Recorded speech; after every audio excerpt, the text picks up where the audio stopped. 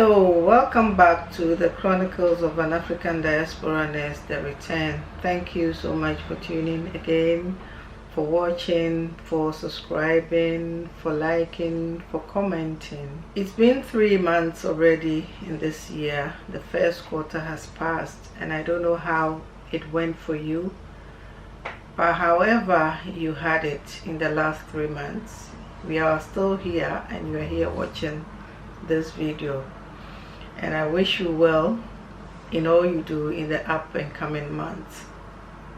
I did a video 2 months ago on the update on the travel restrictions or travel requirements to Ghana, and since then there has been another update at the end of March, which is barely 2 weeks ago, and I think it's in order that I bring you the most recent update as at 9th of April 2022.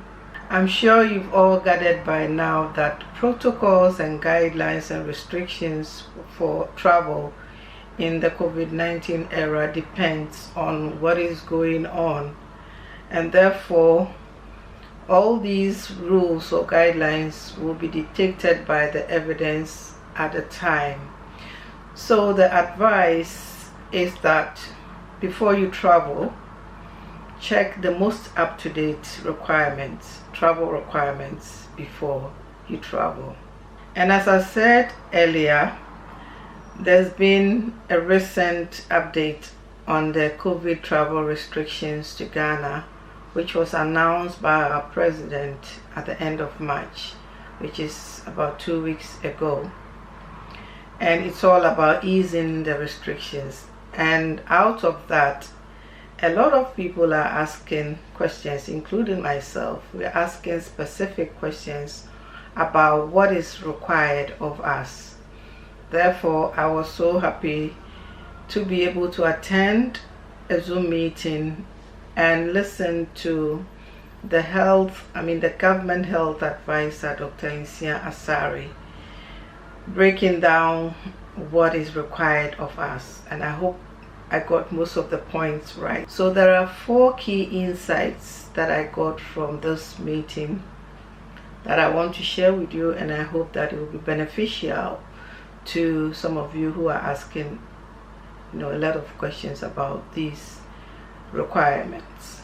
So number 1, if you are a foreigner wishing to travel to Ghana, you should be fully vaccinated, and that means having at least 2 of the recognized COVID-19 vaccines that has been approved by the Ghana authorities.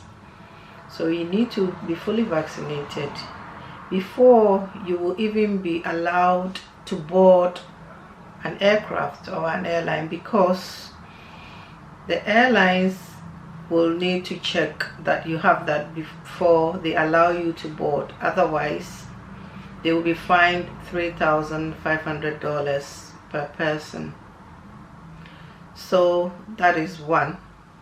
Number 2, as a foreigner, if you wish to travel to Ghana, you need a visa, and now one of the visa requirements is to be fully vaccinated. Yes, so if you are going to apply for a visa, you need to show proof that you have been fully vaccinated before you are granted the visa. Without that, you will not be granted a visa to travel to Ghana.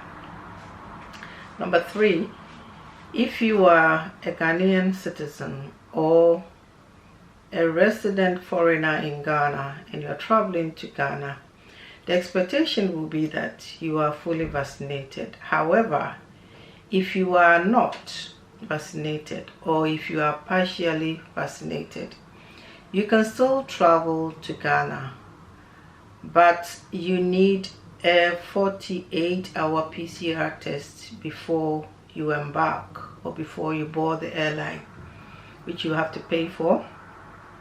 And on arrival at Kotoka International Airport, you will have to pay for an antigen test. The other thing is, if you are Ghanaian citizen or you are a foreign resident in Ghana. You will be offered the vaccine on arrival after having all the tests. You will be offered, and the offered was explained that you will be educated, you will be informed, you will be encouraged, you will be told of the benefits that you need to have it to protect yourself and others. And if you don't want to have it, it's not mandatory. And it's important to note here, nobody is going to force you to give you a vaccine by force. If you refuse, you'll be required to go on a 7-day quarantine at home.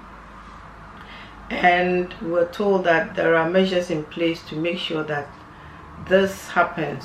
I'm not sure how it's going to be monitored, but they will ensure that this happens so that you don't develop, by chance that you develop COVID symptoms, you won't, infect others, and that everybody will be safe.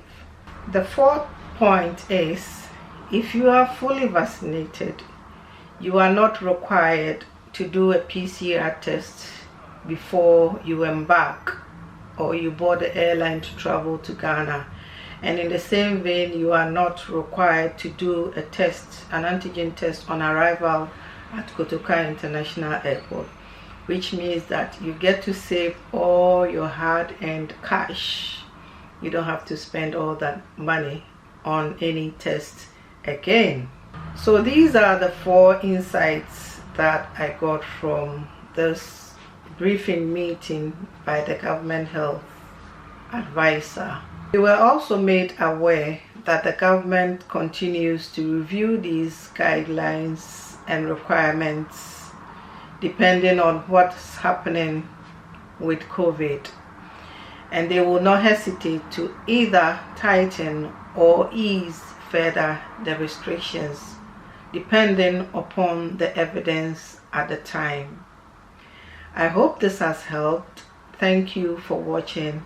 If you have any questions, which I'm sure many people will still have, let us know in the comment section below. Thank you for watching, and don't forget to subscribe.